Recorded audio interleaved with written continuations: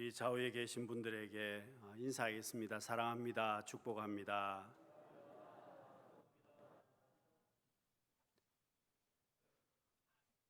화학을 전공하는 학생이 중간고사를 쳤습니다. 시험 문제가 석탄으로 알코올을 얻는 방법을 쓰시오란 문제였습니다. 이 학생이 아무리 생각을 해도 답이 떠오르질 않아서 이렇게 답을 썼습니다. 석탄 팔아서 알코올을 사면 됩니다. 학생은 교수님에게 혼날 것을 생각하고 학점도 제대로 받지 못할 것으로 생각을 했는데 교수님이 웃으면서 학생에게 그렇게 대답을 했습니다. 너는 석탄으로 알코올을 얻는 가장 손쉬운 방법을 적었다. 그러면서 좋은 점수를 주었다고 합니다. 여러분, 사람들은 인생의 답을 얻기를 원합니다. 왜 답을 얻으려고 합니까? 인생의 답을 얻기를 원하는 것은 답을 가지고 행복하게 살기를 원해서 인생의 답을 얻기를 원합니다. 여러분, 대부분의 사람들이 가지고 있는 인생의 답은 돈을 많이 버는 겁니다. 명예를 얻고 권세를 얻는 것입니다. 건강하게 사는 겁니다. 그것이 인생의 답이라고 생각을 하고 돈을 많이 벌면 또 건강하면 또 권세를 가지면 행복할 것이라고 생각해서 사람들이 어떻게 살아갑니까? 불철주야 눈을 벌겋게 하면서까지 돈을 벌려고 합니다. 그런데 여러분, 우리는 그 답이 정답이 아니라는 것을 알고 있습니다. 돈이나 명예나 권세나 인기나 건강이나 이런 부분들이 일정 부분 도움이 될 수는 있지만 그것이 행복을 가져다 주는 것은 아니라는 것을 알고 있습니다. 그런데 사람들은 속아 넘어갑니다. 돈이 행복을 가져다 준다고 생각을 합니다. 권세가, 인기가, 건강이 행복을 가져다 준다고 생각을 합니다. 여러분, 동물농장을 보시면 개 가운데 어떤 개들은 자기 꼬리를 계속해서 물려고 하는 개들이 있습니다. 자기 몸에 붙어 있는 꼬리를 물려고 빙빙빙 그 자리를 돌고 자기 꼬리를 물고 있습니다. 그리고 피를 흘리면서도 그 꼬리를 계속 물고 있습니다.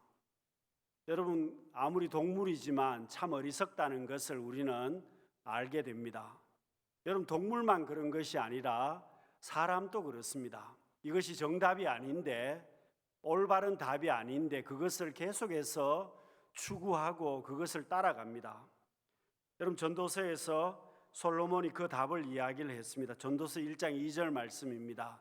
전도자가 이르되 헛되고 헛되며 헛되고 헛되니 모든 것이 헛되도다. 여러분, 솔로몬은 확실하게 우리에게 답을 이야기를 했습니다. 쾌락이 행복의 비결이 아니라는 겁니다.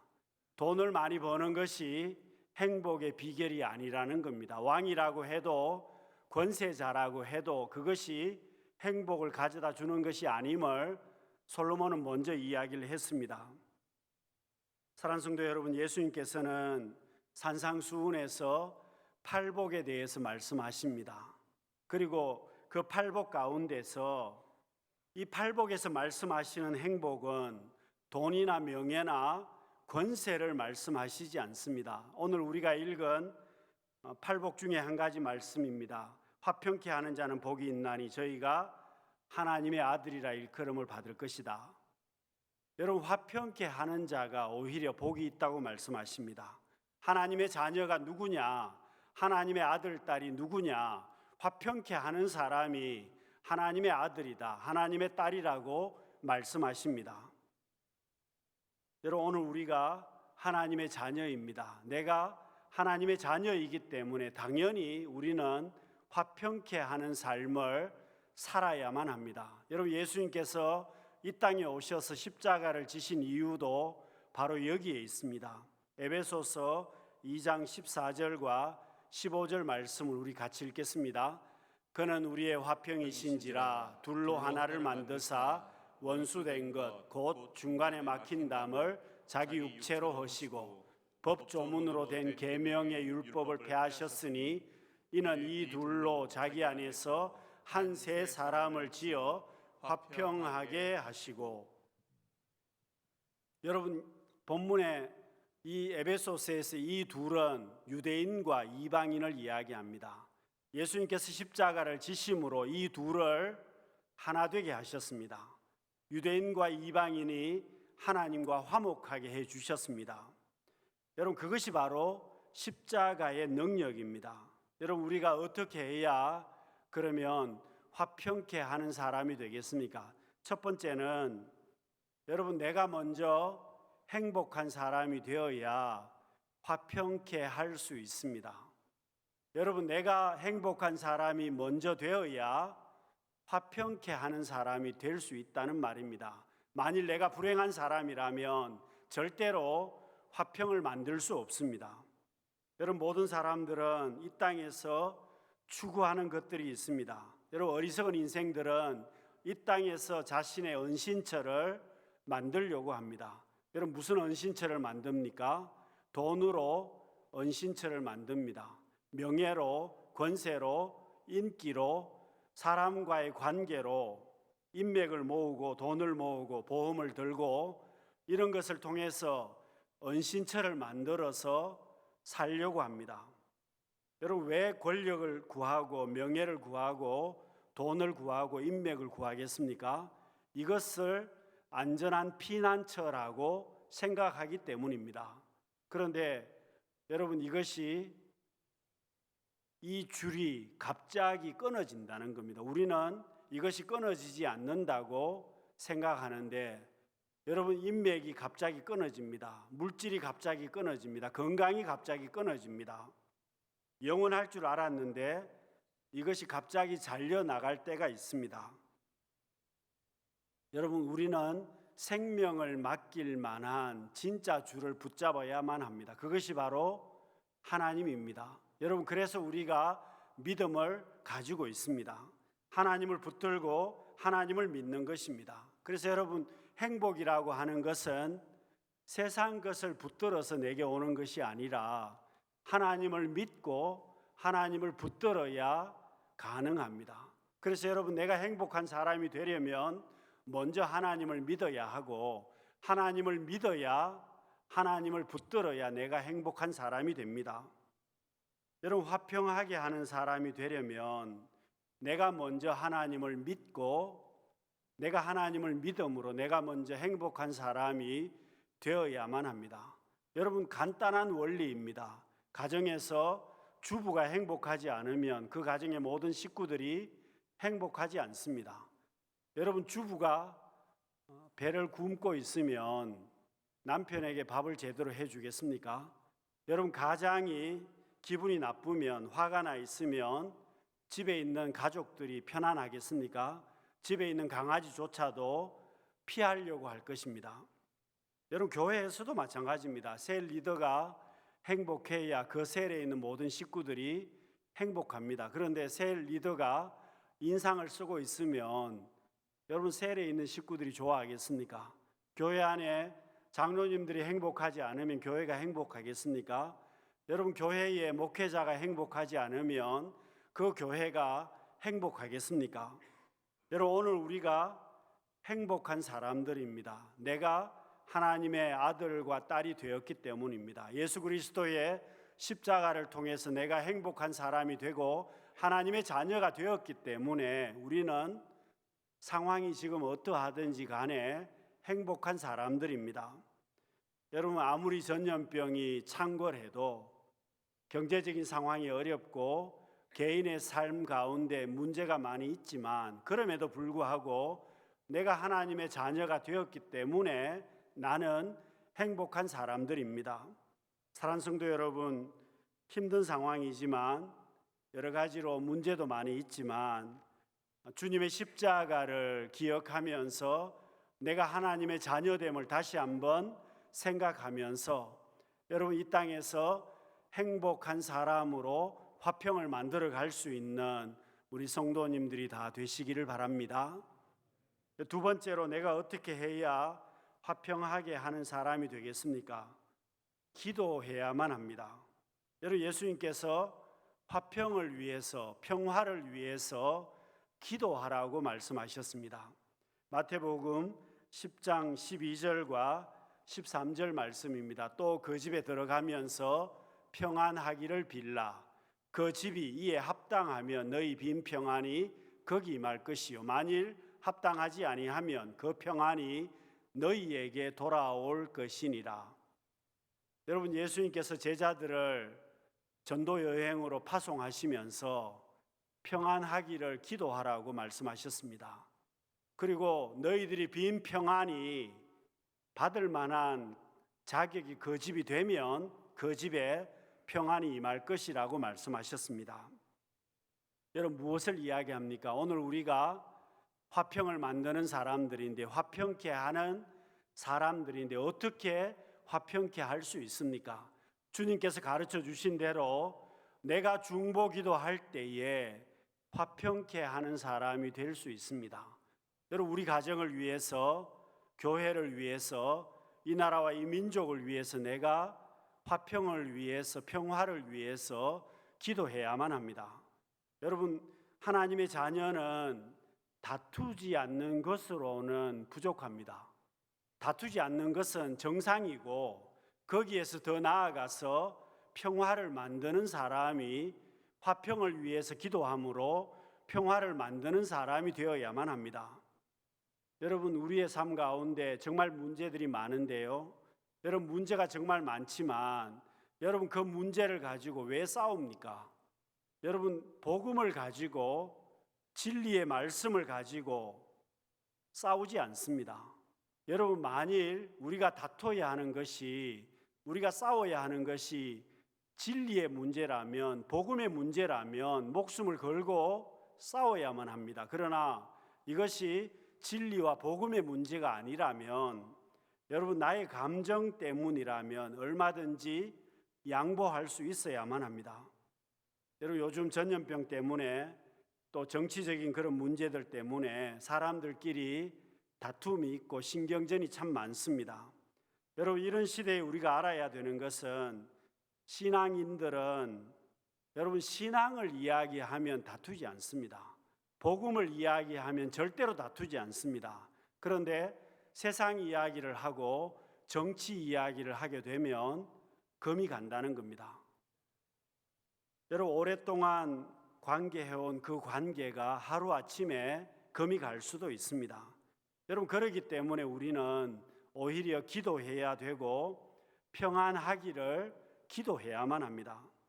여러분, 교회 안에서도 마찬가지입니다. 성도가 각각 자기 목소리를 다 내고 있으면 여러분, 그 교회가 얼마나 혼란스럽겠습니까? 여러분, 민주주의가 정말 좋은 제도입니다마는 잘못 운용하면 불필요한 충돌이 계속 일어나게 되어 있습니다. 싸우고 다투고 혼란스러울 수밖에 없습니다. 여러분, 시편 122편 6절 말씀입니다. 예루살렘을 위하여 평안을 구하라. 예루살렘을 사랑하는 자는 형통하리로다. 여러분, 예루살렘은 오늘 교회를 이야기합니다. 여러분, 교회를 위해서 내가 평안을 위해서 기도해야 되고, 당연히 이 나라와 이 민족을 위해서 우리는 기도해야만 합니다. 세상 속담도 여러분, 사실 흥정은 붙이고 싸움은 말리라고 하지 않습니까? 근데 그걸 거꾸로 하는 사람이 문제라는 겁니다. 여러분, 성도는 당연히 화평을 만들어 가야 되는 사람들이고, 내가 화평케 하는 사람이 되려면 내가 기도를 해야만 하고 기도를 쉬지 말아야만 합니다. 여러분, 주님께서 왜 십자가를 지셨습니까? 죄로 인해서 사람과 하나님 사이에 담이 생겼습니다. 여러분, 그 담을, 그 죄의 담을 없애주시기 위해서 주님께서 십자가를 지셨습니다. 사람과 사람 사이에도 그 관계를 회복시켜 주시기 위해서 주님이 십자가를 지셨습니다.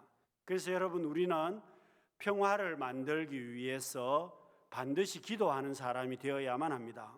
여러분, 어떻게 화평케 하는 사람이 되겠습니까? 세 번째는 다른 사람의 인격과 감정을 존중할 줄도 알아야만 합니다. 여러분, 화평케 하는 사람은 자신만 생각하지 않습니다. 화평케 하는 사람은 다른 사람의 기분이나 다른 사람의 감정이나 상태를 살펴줄 줄 아는 사람이라는 겁니다. 여러분, 교회 안에서도 말로 상처를 줄 때가 참 많습니다. 여러분, 왜 말을 가지고 상처를 주겠습니까? 아무런 생각 없이 말 한마디를 툭 뱉으니까 그 말이 다른 사람에게 상처가 될 때가 많습니다. 여러분, 말 한마디를 하더라도 내 기분을 따라서 말하는 것이 아니라 상대방의 상태를 살펴본다면 상처가 되지 않을 것입니다. 여러분, 물론 우리가 참된 말을 해야 되고 우리가 물론 바른 말을 해야 됩니다. 여러분, 아무리 참된 말을 하고 아무리 바른 말을 하더라도 여러분, 그 안에 사랑이 없으면 관계는 금이 갈 수밖에 없습니다. 그렇기 때문에 여러분, 우리 믿는 사람들이 흔히 잘못하는 것은 내가 믿음 생활만 잘하면 되는 것 아니냐, 내가 하나님 앞에만 제대로 하면 되는 것 아니냐. 여러분, 그렇지만 우리 인생은 이 땅에서 살아갑니다. 교회 안에서 모든 성도들이 같이 살아가게 됩니다. 그러니 여러분, 우리의 관계를 위해서도 우리는 화평을 만드는 사람이 되어야 하고, 그러려면 상대방의 기분이나 상대방의 모습이나 상태를 살펴야 한다는 겁니다. 죽으면 죽으리라고 하는 책을 써서 유명해진 안희숙 여사의 글 가운데 그럴 수도 있잖아요 하는 글이 있습니다. 제가 좀 읽어드리겠습니다. 그럴 수도 있잖아요. 못생기고 모양 없다고 흉보지 마세요. 그를 지으신 분이 그렇게 만드신 것일 테니까요. 그럴 수도 있잖아요. 화 잘 낸다고 나무라지 마세요. 일 때문에 피곤하면 그럴 수도 있잖아요. 늘상 늦는다고 수군거리지 마세요. 일이 많아 바쁘고 전화통화를 하다 보면 그럴 수도 있잖아요. 설사 한가했더라도 시계를 보지 않다가 그럴 수도 있잖아요. 욕심이 많다고 욕하지 마세요. 매번 다른 사람의 생각을 미처 못하다 보니 그럴 수도 있잖아요. 무식하여 아무것도 모른다고 멸시하지 마세요. 배울 수 있는 길이 제한되어 못 배웠으니 그럴 수도 있잖아요. 인색하고 사랑이 없다고 미워하지 마세요. 경제에 시달릴 때를 염려하여 절제하다 보니 그럴 수도 있잖아요. 노래를 못하고 음성이 나쁘다고 흉보지 마세요. 그렇게 태어났으니 그럴 수도 있잖아요. 게으르고 더럽다고 멸시하지 마세요. 신경 상태가 늘어져서 감각이 예민하지 못하니 그럴 수도 있잖아요. 눈치 없고 염치 없다고 시비하지 마세요. 다 나름대로 생각이 있을 테니까 그럴 수도 있잖아요. 이해하세요. 우리가 이해하기로 해요. 그럴 수도 있다는 생각을 밥 먹듯 하기로 해요. 그러면 기쁨이 생겨요. 마음에 늘 평안이 있어요. 세상 사는 것이 재미있어져요. 오나 가나 즐겁고 감사하기만 해요. 왜냐고 따지지 마세요. 불행해져요. 미움이 생겨요. 친구가 없어요. 세상 만사는 모두 이유가 있기 마련이지요. 세상 만사는 모두 그럴 수도 있기 마련이지요. 그럴 수도 있지. 이해하는 습관은 행복을 만드는 신호랍니다. 사랑하는 성도 여러분, 요즘 우리 주변에 누가 나에게 잘못했습니까?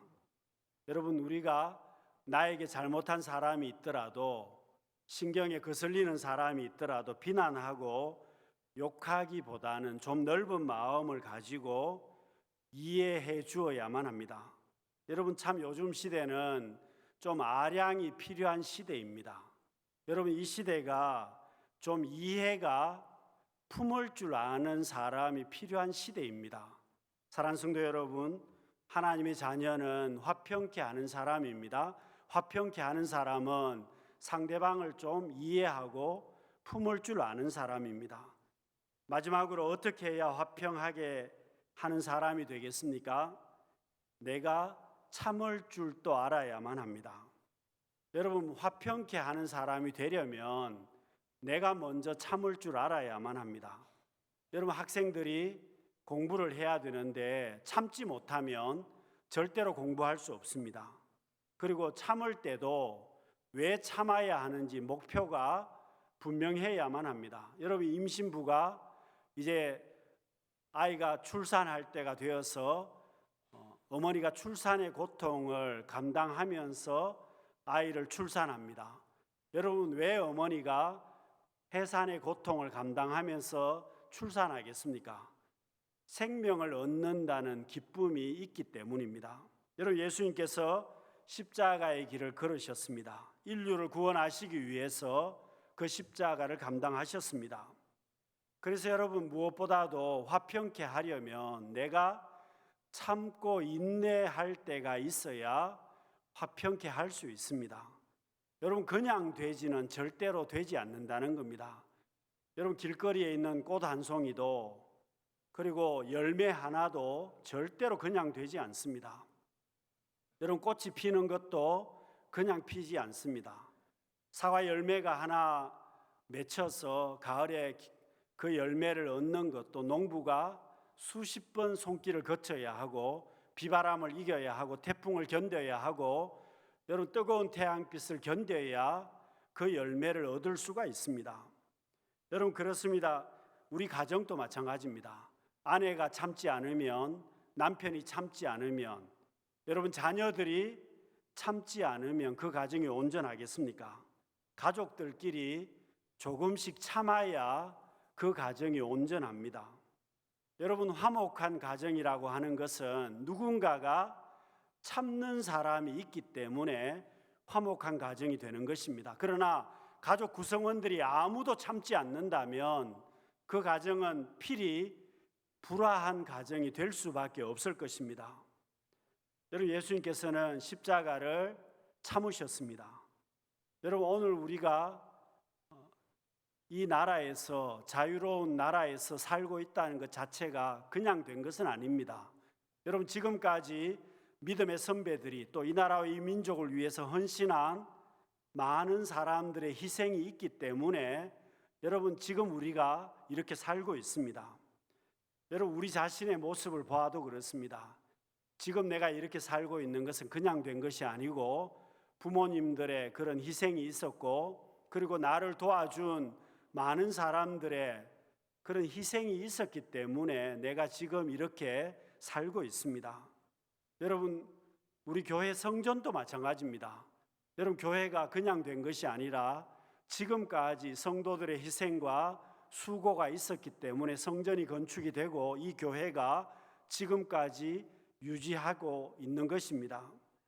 사랑하는 성도 여러분, 화평케 하는 사람은 인내하고 참을 줄 아는 사람입니다. 그냥 되지 않습니다. 여러분, 요즘 시대가 정말 인내하기가 어려운 시대입니다. 여러분, 요즘 사람들 어떻게 보면 참 무서운 시대를 우리는 살고 있습니다. 여러분, 지금 봉숭아가 피는 계절입니다. 봉숭아는 꽃이 피면 그 다음에는 열매를 맺게 되는데, 여러분, 봉숭아 열매가 맺으면 아이들이 그 봉숭아 열매를 손으로 툭 치면 꽃이 지고 그 열매가 맺혀 있는 그것이 툭 터져서 씨앗이 떨어지게 되어 있습니다. 여러분, 요즘 사람들은 어떻게 보면 분노가 가득 차 있습니다. 여러분, 신경질적으로 생활하시는 분들도 참 많습니다. 여러분, 봉숭아 열매처럼 건들기만 하면 터져버리는 그런 분들이 참 많습니다.